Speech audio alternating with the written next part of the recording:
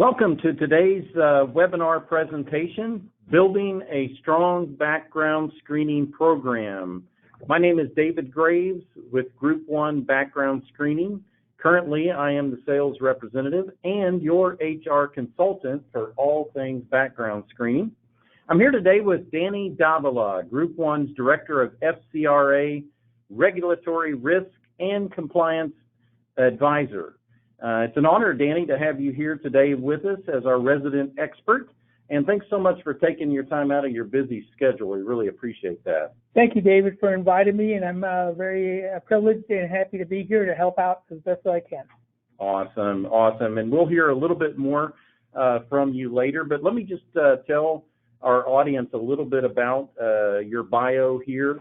Danny has worked in background screening and talent acquisition for over 30 years now. He served as employment manager and the director of workforce planning and recruitment for Parkland Health and Hospital System for over a decade.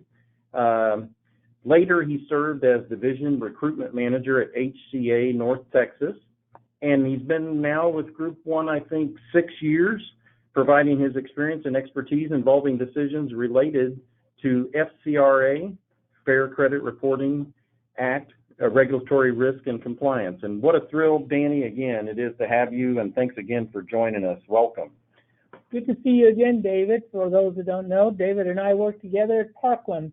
I brought in David to assist in our HR office, talent acquisition, and I was fortunate to bring David on to GroupOne and bring him into his strong sales career. So, it's interesting how fortunes bring us together, David. Yeah, thanks again, Danny. And yeah, I'll be forever grateful for you bringing me here to GroupOne. And yeah, those were some good days at Parkland, and I really enjoyed working with you there and here as well.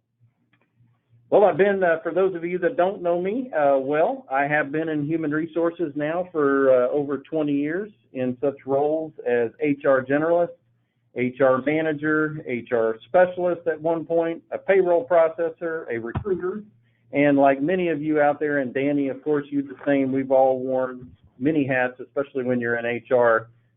You seem to always get many hats to wear. And as when I was wearing the talent acquisition or recruiter hat, one of the things I needed to do in that role, and Danny, you'll relate well to this, is we had to order background screening reports. And before coming to GroupOne, I don't know if you were the same way, but I used to think when I was on the other side of the counter, so to speak, as a human resource professional, I just thought you pushed a magic button and voila, poof, out comes this magical information immediately. It's right there, you know, everything about the candidate from where they worked, where they went to school, you know, if they had a criminal background, and it just happened immediately. Yeah, even now, David, people somehow think that there is one magical database that holds all the information in the world. Some even call it the FBI. And what I've learned in my tenure since I've been at GroupOne, and even before then, is that there are hundreds of different data sources that we have to, as a background reporting company, have to take on to ensure that the information is accurate and it is compliant. So to your point, yeah, I think the perception that people would have is that the information is magically available, and why can't I get it in 30 seconds? Absolutely. And I think what our job today is to be able to clarify what goes into the construction of a background report. What is the foundation of that background report, and why it has to be built like that in order to withstand the disputes that we consider to be stormy weather. Absolutely. And that was probably the greatest appreciation I had when I came to GroupOne, was I realized that it's not just a push of a magic button. There actually were live people behind all that information at GroupOne and at any other background screening company. There are researchers who gather up the information. They're on the phones verifying employment, for example, to make sure that somebody worked there. They're checking with courthouses to verify and validate if records are correct or not. And then I also realized that there's quality control type people, and one of the things dear to your heart is in compliance is just making sure that information that we do report can be reported or not. You know, you make a good point there, David, because a number of data suppliers will provide you data that is raw and it is not reviewed. And some of our competitors, unfortunately, will sell that as a report. And if you as a company or an HR department that is using this information are trusting that that data has been vetted, and that's not always the case. So from a compliance standpoint, I find it very important for us to verify that the information is accurate, it matches the individual that was requested on, and that if you as an HR person are going to eventually make a decision on hiring someone, that you could do it with the utmost trust and confidence that the information is accurate and can be defended. So from our standpoint, you're right. We have to conduct that quality review to ensure that you're getting the accurate product that you are purchasing. Perfect. Awesome. Well, like Danny says, there's so much, and I realize too that there's just so much that goes into a background screening report before a human resource person even has a chance to see the finished product. And in today's webinar, we're going to talk about how to build a strong background screening program. Now, whether you're new to HR and you don't have a background screening program, don't worry. We're going to kind of walk you through some building blocks. We can't probably share all of them with you, but we're going to give you some of the building blocks for getting a strong background screening program put together. Or if you've been in HR for some time and you do have a great background screening program, we hope that there'll be some helpful information we're going to share today that helps you kind of fine-tune or maybe polish up your background screening program. Either way, we're going to provide you today with some foundational building blocks for building the best background screening process and having the best hiring process in your organization, so that at the end of the day, you're going to have the most qualified, best hired, and safe candidates that work for your company, and that's going to make sure that your place is safe and productive. So without further ado, let's get started. I do want to preface this webinar here before we get started just to let you know that we are not attorneys in any way, shape, or form. The information and opinions expressed are for educational purposes only and based on current practice. Industry will give you industry-related knowledge and business expertise, but the information is not to be construed as legal advice, express, or implied. You should always consult your legal counsel when it comes to background screening and compliance issues. So the information we provide to you today, we hope it'll be informational and helpful to you in your selection process and give you better insights in what it takes to build a strong background screening program. So the first thing that you want to consider when you're building a strong background screening program is to have a solid foundation. And the first part of a solid foundation is knowledge. Knowing how a candidate performed in the past helps you to know how they might perform in the future for you as an employer. One of the little catchphrases that we have, and you've probably seen it on some of our marketing material at GroupOne, it's on our webpage, is we have a catchphrase that says, verifying the past to protect your future. And so so why do you need a background screening report in the first place? I mean, background checks are very expensive, right, Danny? And it's important to think about, why do I need a background check, in the first place? That's a good point, David. If I can add here, I work with a national organization called the Professional Background Screening Association, PBSA. And for the last 4 years, we sent out a survey in conjunction with HR.com. And this survey goes out to thousands and thousands of HR members throughout the country, leaders, practitioners, generalists. And what we've discovered is about 94% of the respondents use a background check. Now, what they use it for are different reasons, right? Some people use it for the purpose of pre-employment. Some people use it for compliance. Some people use it as part of their standard onboarding process, but they do use it. Now, the 6% who don't, who do state they don't use it because they don't need it, quote unquote. So one question that was asked to me a couple of years ago at a presentation was, do I need a background check? No, there's nothing that says you absolutely need the check. Now, that being said, you need to check with your own policies internally to see why your company has one. And I would bet if you are an employer that relies on any kind of federal subsidy, whether it's going to be through health care or through transportation or through energy, and you're getting federal monies as a result of it, you're probably needing to have a background report to validate the experience, the criminal history, the knowledge of the individual that you're hiring, to your point. So yeah, there is some times when the need is there, but some questions are, do you absolutely need one? There's nothing to say that you do. There's no HR law that says that you do, but if you do run one, there are some policies you have to adhere to. And you know, I thought of a great analogy to that, as if you decided that you wanted to purchase a car and you're looking for just a used car, maybe for teenagers that just started driving or whatnot. And while you're purchasing that car, you start looking on, I know I bought one for my son when he started driving because I didn't want to have one that couldn't get in an accident and I didn't feel bad about it. So I got on Craigslist. And so say you get on Craigslist and you find a 2017 Ford Escape. The ad says, of course, it has low mileage. It was only, like you say, I often say, driven to church just on Sundays, and an extremely low price tag of $5,000. Well, you contact the seller over the phone. You make an agreement. You tell a person that you're going to send them $5,000 immediately, and you'll hang up the phone and go pick up the car. Sound like a great way to buy a car? Probably not.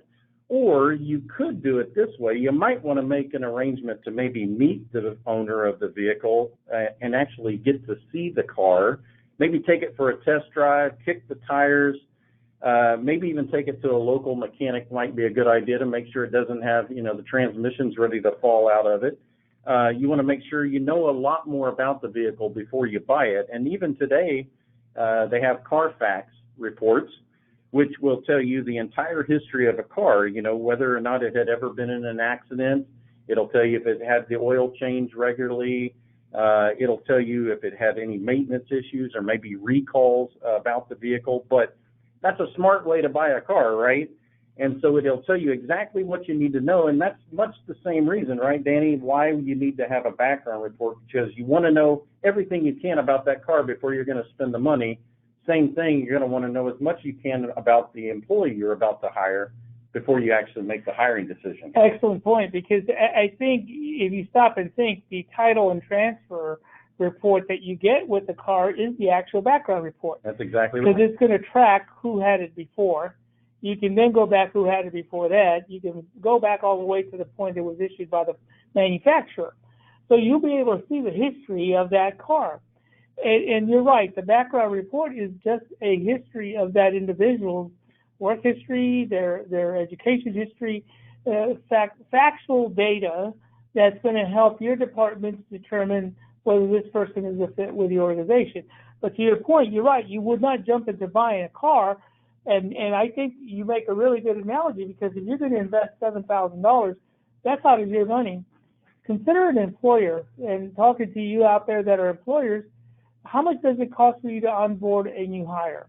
I'm going to guess it's between $12,000 to $14,000 when you factor in recruitment costs, overhead, screening cost, the cost of you as a personnel, your offices, the process of the analysis that you conduct on them from your assessment tools, and then you get them onboarded.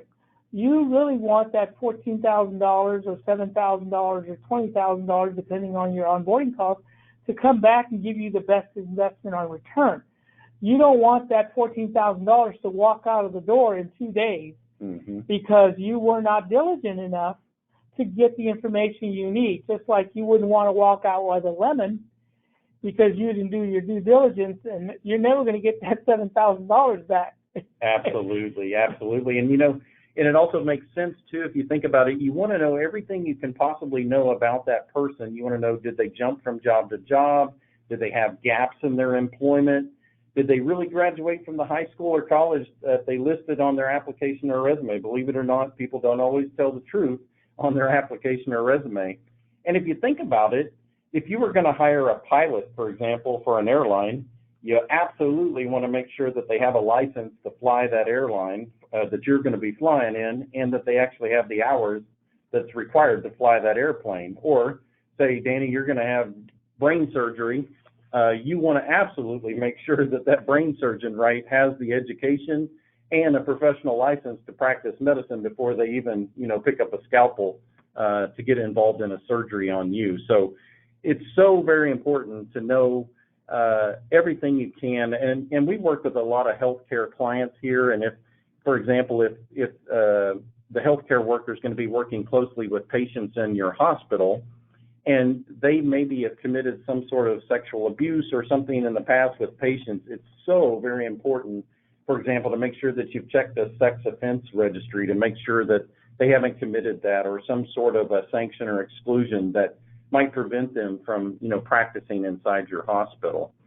All of those type of positions. I even had an example of, if you're hiring a bank teller, obviously you're going to want to know everything about that teller, and you might even warrant maybe pulling a employment credit report for such a position as that, because it's handling money, and you want to make sure that they know how to handle money. Maybe they have a lot of personal debt that might make it more tempting for that person in that position to maybe take money from the teller drawer, but and on I go. But well, David, in regards to reducing the risk and liability, this is one aspect where we are seeing more and more companies basically defend their reason for using background reports, because it's important to realize you're impacting three major components of your business as an HR representative. You're impacting your coworkers. So let's say you bring on somebody, you don't do your due diligence, and you find out that this person has a habit of stealing from the lockers, okay?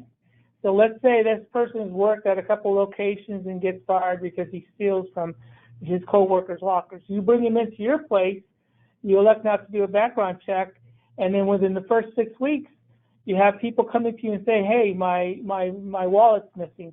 Hey, my ID's missing. My credit card's missing. Guess what happens? You could have done a background check and find out maybe there's some adverse action in this person's background. The other risk that we've seen is the impact of patients, like you said. As employed by both large systems, I've been challenged by following up on incidences where employees that basically try to get into the system were, in fact, had adverse information regarding sexual assault, regarding assault to a minor, regarding bodily assault to their partners. And so what you want to do is reduce and minimize and eliminate that risk to your organization. You want your coworkers to understand that they're working next to somebody who has the same passion, same comprehension, the same understanding of performing their task without fear of being impacted by that person's bad intent. And then finally, you also have a risk to your clients and to the customers that you serve, because you don't want to ever put your customers at risk. Whether you hire somebody with a bad driving record and they're driving the van that transports patients or senior citizens from one location to the other, and for some reason the person has a bad driving record but they elected to ignore it, that group of adults, senior adults, are going to be impacted. So you're right. You want to reduce risk and you want to reduce liability, and that's what we're about. It's about risk mitigation, managing the risk, and managing the liability here, because that's what's the important aspect about the background report. Perfect. Yeah, and like you say, there's just so much at risk in your workplace, and you just can't afford to miss something that could have easily been checked beforehand, before letting them take a seat in your company, that could potentially put your finances and or your employees in harm's way. Which brings me to the next building block of a strong background screening program, which starts with a solid hiring process in making sure that you have your job descriptions and policies up to date. And the reason I go back to this is because so often, and I know I may have been guilty of this in the past working as a human resource professional, where we just posted the ad and immediately went into the hiring mode without really having a clearly defined job description or making sure that our policies were current and up to date. By having your policies up to date and your job descriptions up to date, it really helps you know what positions you're hiring for and what type of a background screening report might be required for that position. And, for example, having your policies up to date, for example, you might have a drug-free workplace. Well, do you have a really good policy in place to state that your company has is a drug-free workplace? It makes it a whole lot easier explaining to a candidate that you're going to hire of why you're sending them for a drug screen if you have a good policy in place beforehand. And also, you don't always have to have possibly the same background screen for each position. There may be entry-level positions that you just want to make sure that you're checking. For example, here at GroupOne, we have an essential criminal background check that checks all of the counties and county criminal records, any sexual offense that they might have been involved in, any sanction and exclusions. All of those criminal aspects are checked at an essential background check. But we also have healthcare clients that use what is called a healthcare professional package. Now, that package is a little more robust, and it's going to include, beyond the criminal aspects, we're going to check education and employment. We're going to check their license to make sure that they have a license to practice the medicine that they say they practice. And yeah, that's going to cost a little bit more, but you don't maybe need that same background check for that higher level employee. Well, you need it for the higher level employee, but maybe not for the entry level employee. So by having your job descriptions up to date, it really helps you and guides you to know which background check you might want to pull for that person. Or also, they may be a driver for your company. Well, you may not need a motor vehicle record for every person that you hire into your company, but you certainly are going to need it, like you mentioned a while ago, Danny, for a senior citizen facility that's driving people, or an independent school district that's transporting students. Obviously, you're going to want to check and make sure their CDL or the driver's license is up to date and that they don't have any traffic violations, certainly no DWIs or that type of thing. You know, David, you are hitting on a process that at this time needs to be examined very carefully, and I'll share with you why. Policies over the last 4 or 5 years have had to change quite frequently. As we know, we've had several changes in Washington, and anytime you have a change in Washington administration, rules under the EEOC, the ADA, they all change. And so they're going to have different expectations of how they're administered and managed. But one practice that has been aggressively pursued and promoted in the last several years has been the Fair Chance Hiring Act. And for those of you who have not yet considered this, that is, your employer may be considering the prospects of hiring people with previous records. And that is an opportunity that you should not ignore. Let me tell you why. A number of your positions could be filled with people with previous records. It's flat out. It's a common trend that's happening. A lot of major systems are using it. And believe me, it's something you should encourage your administration to consider. However, you must rewrite your policies because you have to be very clear as to which offenses would be acceptable under these new updated policies. Because as we know, certain offenses will never be, absolutely acceptable. I think sexual offenses, bodily injury. For sure, murder. Yeah, exactly. Homicide. I think there are going to be certain offenses that will not be overturned. However, a couple of things to consider, and that is and this is something you can email David or myself about at any time, or call and ask us a question. We'd be more than happy to engage with you on this. But if you're looking at this, reconsider your procedures and your policies to include this fair chance hiring process.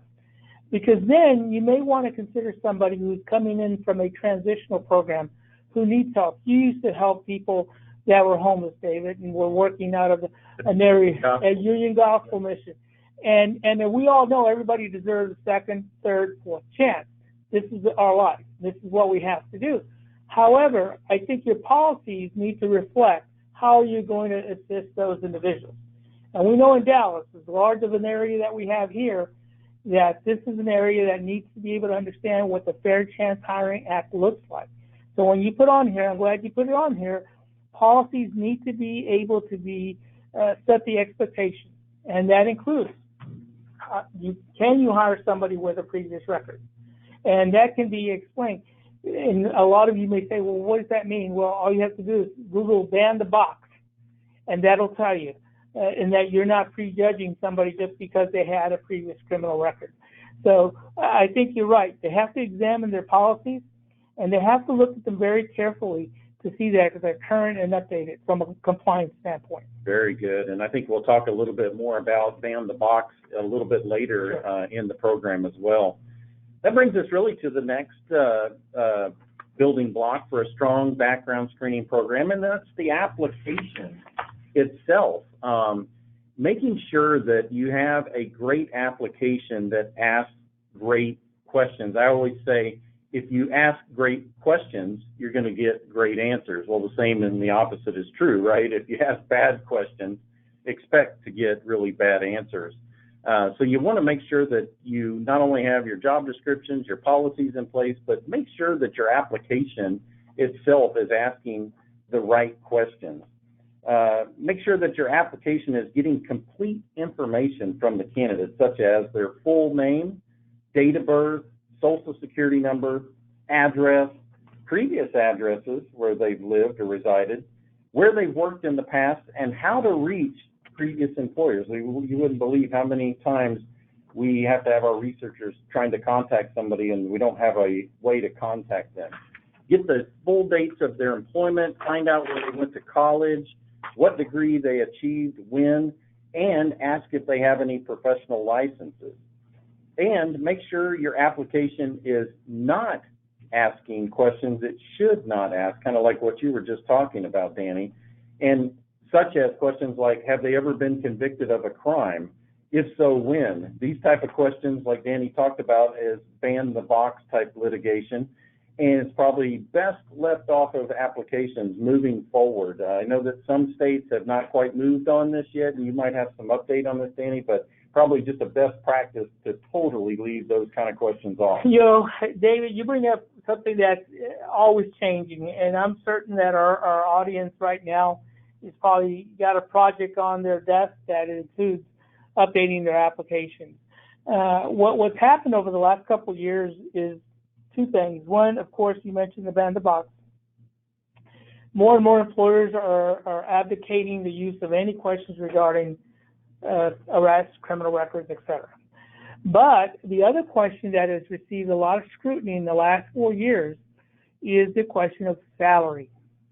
When we, and I'm going to date myself for all of you, hopefully you can look at my picture on LinkedIn and determine, hey, when did he start working?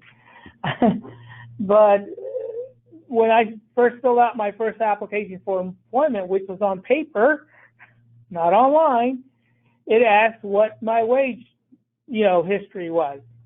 And they wanted me to list the wage history. Well, that is a question that is now being slowly eradicated from most applications. And the reason why is because wage should not be used for gender identification. In other words, you shouldn't use a gender to determine the person's wage or look at their wage history.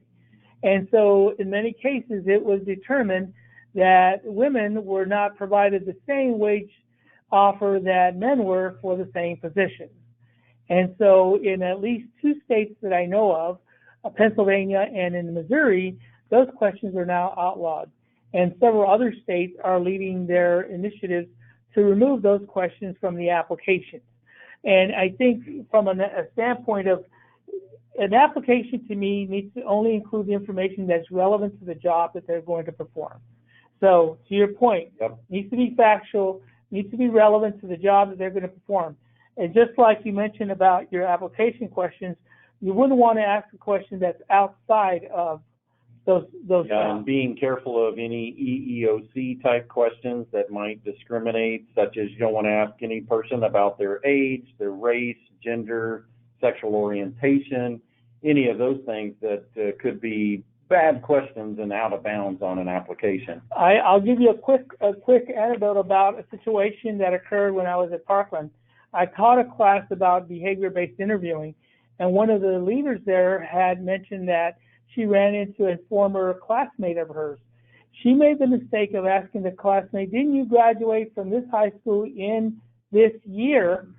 And when the candidate said, "Yeah, we went to school together and we both graduated this year," well, it found out that this year would have made the person over 45 years old. Person was not selected for the job, so she came back with an ADEA complaint that the selection was made because of her age, and she was not selected because she was over the age of 45. Okay. So, to your point, it was not even in the application, but it was part of the interview. So I focused on training individuals. Do not ask questions that are not related to the job, nor related to the requirements for the job. The requirement never said they had to complete school in what year. It just said they needed to complete a training program. Very good. So, to your point, audience, remember, you don't ask when you went to school with them. You don't want to find out if they graduated this year. That might sound pleasant, may sound friendly, but at that point, you set yourself up for some litigation. And just for the audience sake, just to rewind, and I don't think it crossed any boundaries, Danny is only 45 years old. Yeah, right. I want to that he was being dated. David's real generous. He's a good guy. Lastly, make sure that you review the application with your candidate before they leave the office. If they've left NA not applicable any of the boxes or left any of the boxes incomplete, make sure to check and go through the application with them before they leave your office. It makes it way easier to correct the information while they're there than other plays, playing phone tag later on to try to complete the information. Just makes it so much more difficult. Speaking of verification, that's the next building block for a strong background screening program. And whether you have the background screening company do the verifications for your human resource department, or your human resource department's doing it themselves, verifying the information that your candidate provides is essential to guarantee that the information they provide is accurate and true. You gathered the information on the candidate's application. You got the information off their resume, where they work, where they went to school, what licenses they possess. But do you really know if they graduated from a college or university for sure? How do you know that they work for the employers they say they work for, and even the dates that they provided? The only way to do that is you have to verify the information to make sure that it's accurate and it's true. And I know it's often tempting to skip this step, mostly because it's time consuming. It requires leaving messages with HR departments. Shame on me. I didn't always make it the number one priority because I had other things that I was doing as an HR person, like all those hats I was talking about.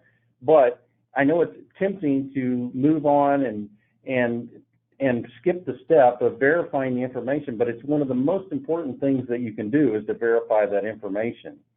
Either way, and however you decide to do it, you must determine the best way to handle verification consistently in your hiring process.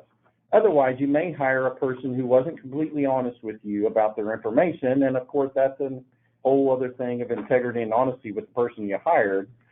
But it could potentially also be a liability to your company should you hire somebody that endangers the life of your employees that work inside the company. One of the examples we talked about a little bit earlier was a medical practitioner, and if, hey, they make a mistake treating a patient, and then later upon review you find out they didn't even have a license to practice the medicine they were practicing.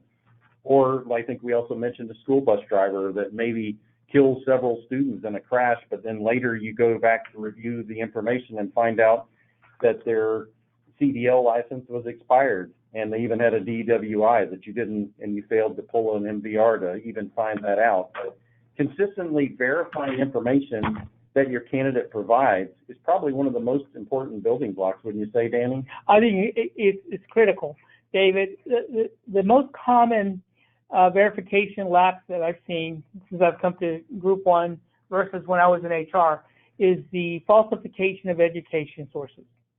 It's so rampant. You'd be very surprised, audience, as many falsified GED, high school diplomas, college diplomas that we see. And although you may think of it as not a significant component, if your job description, going back to what David stated, if your job description requires that they possess that education, and then when you are then audited and find out that those credentials were falsified, then you'll have to answer to that from a severe penalty standpoint. And quickly, real quick, Lena Guerrero was a person who was considered for a very high position here in the state of Texas in the late 70s. She got to a point, there was a press conference where the governor was announcing her as a Secretary of State, a fast rising person in the Texas government. Well, somebody did some research and found out she falsified her resume. Her education was never validated, and she didn't graduate it from the University of Texas. She attended. Okay. And so being put in a role like that, there was a lot of embarrassed people, Yep. and there was a lot of work that had to be redone to then restaff that position. If there's anything that taught me is don't make a decision until those credentials are validated and verified. Absolutely.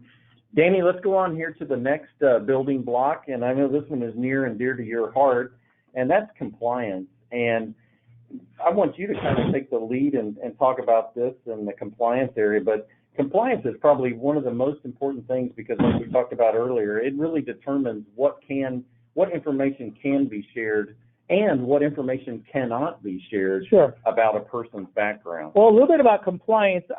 One of the first jobs that I filled as a recruiter at Parkland was a compliance auditor.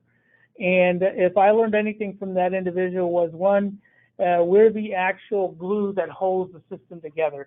Because from a compliance standpoint, you have to make sure all the information that's required by your regulatory administrators, whether it's the government, whether it's private organizations that make sure that you should have this in place, are doing this. So the formal regulatory basis for requesting, maintaining, and rerunning background reports is monitored and audited by federal and state government agencies. Now, to our healthcare clients, this will strike some kind of remembrance in their heart, and that is they have to adhere to Joint Commission requirements, CMS requirements, Texas Department of Health and Human Services requirements, as well as any other funding sources. Because if you receive funding either from Medicare or Medicaid, then you're going to have to be compliant to their regulatory agencies. Now, that's not to say that the Department of Energy, Homeland Security, Department of Transportation don't have their own as well. Because guess what? If anyone's ever been sanctioned by the government or by any other regulation to not serve in a role with an employer, then you cannot hire them. And it's simple as that. So I think it's critical to have a system in place where the reports are stored for audit review. I think you and HR have to be aware of where those records, rely. Who has them? Are they inside an electronic system or in a physical file? Those of you who are aware of this know that when Joint Commission or CMS comes to your building, or let's say you have auditors come in, the first thing they want is they're going to give you a list of 50 names and they say, we want to see these files. You have to know where those files are located, who has records of them, and who can present them and describe what's in that record. So you, from a compliance standpoint, have to understand that that record, just because it's completed, doesn't mean that it's dead. Eventually it's going to come back. It's either cited in a random audit or scheduled audit, or if there's an investigation into that individual, the first thing they want to do is let's look at the background check. So that is a live document. It's important that somebody knows how to go back and find it. Now, keep in mind the reports that we run are governed and administered by the Fair Credit Reporting Act. Now, when I say that, people, some people will say credit, why are we looking into credit? That's just the name of the act, unfortunately. Mm-hmm. And all applicants are considered to be consumers. I always thought it should be called Fair Consumer Reporting Act instead of right. credit. And guess who overrides it? The investigating source is the Consumer Federal Protection Bureau. Right. So the CFPB, who investigates any malfeasance with the FCRA, is called consumer. So you're right there. Absolutely. So you may wonder why your candidates get a paper saying that this is summary of the Fair Credit Reporting Act. That's where it comes from. And we're required by law to ensure that all those people who have a report run on them have one of these items provided to them. And you know, the FCRA, it also guides, and you might talk a little bit about this with the audience, it really does guide a couple of things, such as permissible purposes of what we can pull a background check for. It also guides the whole authorization process of, you know, obtaining an authorization from a candidate before you pull a background check in the first place. Right. So in most cases, what you're going to find is that we have to be able to get authorization and a consumer release signed by the candidate. And it is the obligation of the client, in this case, if you're an HR office, you're the actual party responsible for obtaining that signature. And that release needs to be distinguishable from any other documents that you have. And that release also needs to reflect that, to your point earlier, that the permissible purpose here is employment. Not only current employment, but future employment. So that allows you as an HR department to run other employment reports for this individual as long as you have them. So if they're going to be promoted, you want to run a report, we can run one for them then. If you want to do a recheck on them, we can run one then. At that point, that release will be able to address those kind of requests. The other thing that we try to do is that with the written authorization, the person needs to know that when they sign that over, they're giving us the right to go out and find information on them. And what's important there is the people who provide us the information, the data suppliers, will also request that release, because they technically cannot provide us the release until they see somebody signed over and said, you're authorized to collect this data for that person. And that's to protect the best interest and the regulatory interest of that individual. So I think from a compliance standpoint, you also have to understand that this report have a lot of moving parts. And you have to understand when you get it that there'll be some information in there that's not very clear. We often get questions about, what does this offense mean? What does this criminal history mean? What does the multi-jurisdictional history mean versus the county criminal history? Well, there is no specific guideline on that. That's where you need to be able to talk to your client representative, such as David, or contact myself, or contact somebody who knows something as a background reporting agency about the report, because you don't want to take an action on the report until you understand what's in the content of the report. Keep in mind, this report is being bought by you, the HR person, the client. So you have a right to it. But the consumer, the applicant, has a right to see the report as well. And we're going to get to that in a little while with the pre-adverse action, right? Absolutely, absolutely. And like you say, it's so important just to make sure that whichever background screening company that you are using is compliant with FCRA. Otherwise, yeah, you can put yourself in a lot of legal hot water. Well, and it goes back real quick, and we'll jump to the next slide, but when it comes to reviewing these reports after they've been completed, some people, the person who requested a report may no longer be there. They have moved on, right, to bigger and better things. But that doesn't mean that the employer is not culpable for what's in there. So somebody who's there, and some of you may have inherited some documents that you have to now manage. So just be aware, just because you didn't request it doesn't mean you don't have to manage it. You still have to manage it. Absolutely. Let's go on to the next building block, Danny, which is how to interpret results of a background check.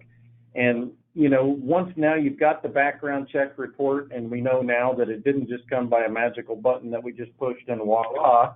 Now I've got the report in front of me, and maybe I'm looking at the first time a felony of some sort, and now what the heck do I do? A couple of things. As I stated a little while ago, these reports will contain a lot of granular information. And some of it can be interpreted pretty quickly, but some of it will require some level of assistance. A couple of things. I would advise that your team not share this report with everyone, okay? Let's just say, for example, the person at the front desk who maybe answers and accepts applications, or is the client support person, maybe that's not a good person to share the report with, right? The recruiter may be a good person to share the report with. Let's say the manager in a different department that has nothing to do with HR may not be a good person to share the report with. The report is going to eventually be seen as a legal document, okay? So because of that, you want it limited to only those people who have to use it to make a decision. Now, I also suggest here that if you're going to use the report partly or wholly to determine a person's hiring status, then there should be a committee composed of a set group of people from human resources, from compliance, and from the hiring manager's perspective that will be able to review and assess reports that come back that need clarification. Several of our clients use these kind of committees, and therefore they use it as an on-as-need basis. In other words, they use it whenever they need to sit down and review it. What I would stay away from, folks, especially those of you who interpret these reports by putting a red, yellow, green status, is do not use those kind of recommendations, because it's been stated by EEOC and other sources that is predetermining the actual status of the report. And you want to wait until you read the report and study the report before a determination is made. That's why the gentleman with the eyeglasses looking at it is interpretation. Right. It's not determination. Absolutely. And once you make that decision, let's go on to the next building block, which is that what do you do when you get some negative or adverse information, and it looks like based on your company policy that's in place, you're going to have to deny a candidate employment. What do we do next, Danny? Well, adverse action is very difficult to manage. Excuse me, and the reason why is this, is you have to notify the candidate during the process if you are going to be basically researching their information to deny the person employment. That's a pre-adverse action, and that pre-adverse action letter needs to be out immediately once that decision has been determined. And whether that's been by the committee, or that's been by the recruiter, or whoever the talent acquisition source is. So once that's done, that pre-adverse action letter needs to come out.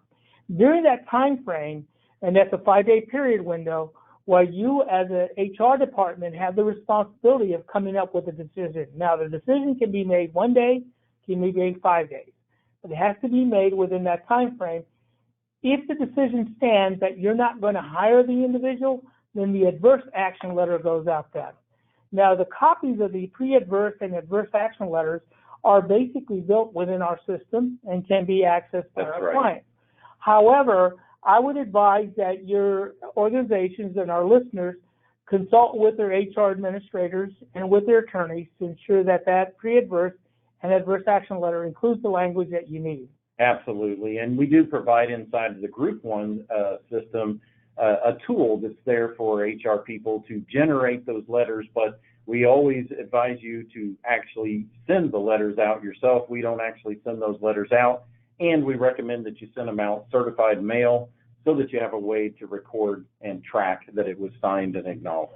And one thing about the adverse action information that goes out, David, is remember this: the disputes that are that come as a result of the information that's sent out must be reported directly to GroupOne or your background reporting agency.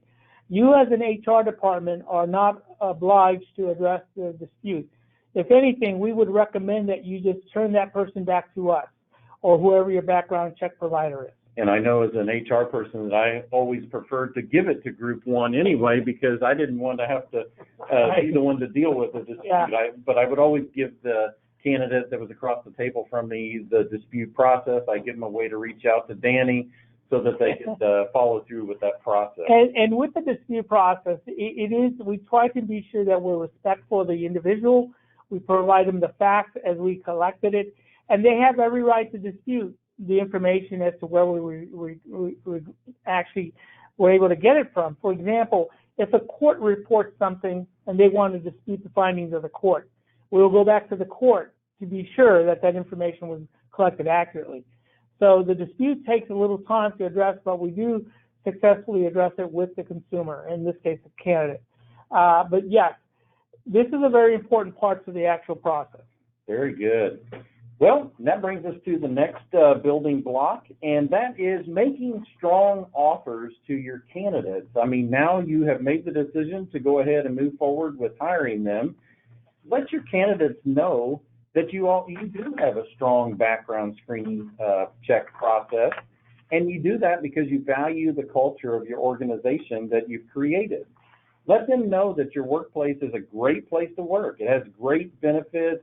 It's a safe place and environment for them to work in, and congratulate them and thank them as employees for going through the background screening process that your company uses. At GroupOne, we talk about making our system making the candidate experience with GroupOne system as best it can possibly be, because we don't want you losing a candidate because we have a tedious process that it's hard for them to find their way or to provide the information. We want to make it as easy for them to provide as much information as they can inside our system so that it flows and goes very smoothly for them. But bottom line is, congratulate your employees and thank them for going through that process, because that allows you to maintain a great work environment for those employees that go through the process. And they can also, you mentioned this earlier, Danny, they can be assured that the other employees they're working with, they've also gone through the same type of background screening process, and I think it makes them feel a lot more comfortable where they're working. All right, so great. Now you've hired the right employee, but are you finished yet? And that brings us to the final slide I think that we have. We may have one more actually. And that's following up with a good background screening process through what we call post-employment or rechecks. And many employers run the initial background check on their incoming employees, and then that's it. However, now more and more employers are running follow-up background checks on their employees to continue employment. And if you think about it, it really does make sense, because you hire somebody today, but 2 years later after you've hired them, they may get in trouble with the law, right? And then depending on what type of crime they were involved in, you may be risking, without even knowing, the safety of the employees that work for you. And so that's why it's so important to maybe run an annual recheck on your employees. And already many of our clients currently that are healthcare clients, they commonly, monthly, quarterly, or even annually, they run sanction and exclusion checks on their healthcare professionals just to make sure that they're compliant. You mentioned the Joint Commissions, make sure they're compliant with those hospital regulations. But even more and more now, transportation companies are running motor vehicle records on a regular basis just to make sure that they don't have any new DWIs or traffic violations that might endanger themselves or the passengers or even other drivers on the road.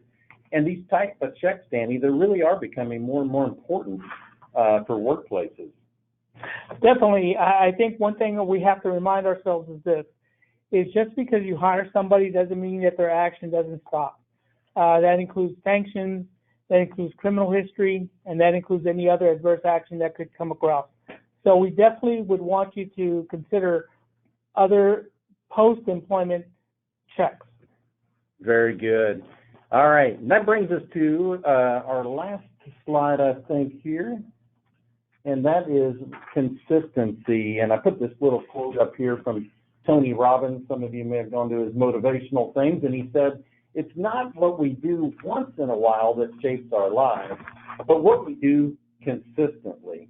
And that really is what makes a really strong background screening program, is to be consistent with the program that you put in place, continue to keep on running those background checks. I know it's tempting sometimes, like we talked about earlier, to skip steps on the employment verifications, and even our hospital clients that do the sanction exclusions, they might be running them every quarter, but maybe they skip a quarter, and next thing you know, they're skipping another quarter, and then now Joint Commission comes in, and now they're doing the audit. And it can be so easy to skip steps, but it's so important to keep on being consistent, because that also maintains a great work environment for all of your employees. And so keep on being consistent. Keep on keeping on with what you're doing inside your program. All right. Danny, did you have any final thoughts? We're going to move on here to just say thank you for joining us today in today's webinar. If you would like to ask any questions of Danny or myself, we provided your Danny's contact information up there, as well as mine. If you have any questions, especially if it's in relationship to your compliance with background screening, Danny would be more than happy to address those. If you're interested, maybe you are a current client with us and you need to add some other things to bring in maybe some more compliance in your background screening program, I'd love to help you with that. Or maybe you're new to GroupOne, or you're looking around for a background screening company to help you, I'd be more than happy to talk to you about that. But feel free to reach out to us for that. And this webinar today, it's also been recorded and will be posted online and distributed to all of our registrants. Please note that we're here to serve you as always, and we're available to answer your questions should you have any. So feel free to contact us anytime. Let's see. And also, I meant to mention this at the front, but it looks like we already have a couple of questions here. So let us grab those questions and see if we can address those with you. All right. And Danny, I might ask for your help on answering some of these. And this is a common question we get about social media type checks. Like checking Facebook and things like that. The question says, are you able to do social media checks on a candidate for hire? Danny, what is the best practice for that? I know as an HR person, I was always frowned on ever looking at somebody's Facebook before I hired them. Yeah, there is a trend over the last several years of contracting with authorized sources. When I say authorized, that they're able to go into the back end of the social media provider to check whether it's LinkedIn, Facebook, TikTok, Twitter, and check the actual content of the actual notes. There are some companies that use social media background checks to eliminate people from consideration. It is a company's responsibility to have a policy, again, written how they're going to use that. Personally, we don't have any of our clients using it now, but it is, we see it across the PDSA board as a tool that's being used more and more, especially in the finance industry, and I'm seeing it a lot more in the marketing and the business side of businesses. But they are using it. Probably proceed with very much caution. Oh, definitely get your lawyers in tow there. Mm-hmm. All right, and I get this one a lot too, that people will ask, how long does it take to complete a background check for a candidate? And really it varies, depends on what you're asking for in a background check. If it's just the criminal aspects, typically those can complete out a lot quicker. If you're asking us to check employment verifications, those things can obviously take a lot longer. Danny, did you have anything else to add to that? I try to advise our clients that our goal here at GroupOne has always been to keep it under 5 working days. And the reason why is we understand that you're on an onboarding schedule, and that onboarding schedule is every week, and you want to hire somebody every week. We try the best that we can to get it under 5 days. On an average, we can average between 3 to 4 days if it's not going to include international verifications or any verification that is not available. But yeah, it's 3 to 5, but in the last couple of years, because of COVID as well as other, weather instances, some providers are not available, so the day has increased in certain areas of the country. All right, Danny, we got one more question coming in here. It says, can you request a background report at the start of the application process? That's a good one. That one I've been asked at most employment stops. You know, it's interesting because I do think that most hiring managers want to start the background check immediately after the interview's been conducted. But my advice has always been wait until after the contingent offer's been made and the offer's been accepted. Because you cannot make the offer, you cannot get a background check during the process when the interview is still going on. You can't use it to basically screen out an interview or screen out a candidate. Your policies are going to very specifically state has to be done after the contingent offer's been made and accepted. Awesome. Danny, thank you so much for being here today. This has been very informational. Even I've learned some new things today that I didn't even think about. So thank you so much for being here today. Thank you so much, audience, for participating and sending in questions.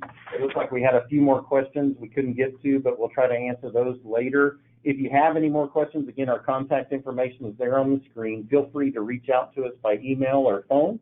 And thank you again. Until next time, we'll talk to you later.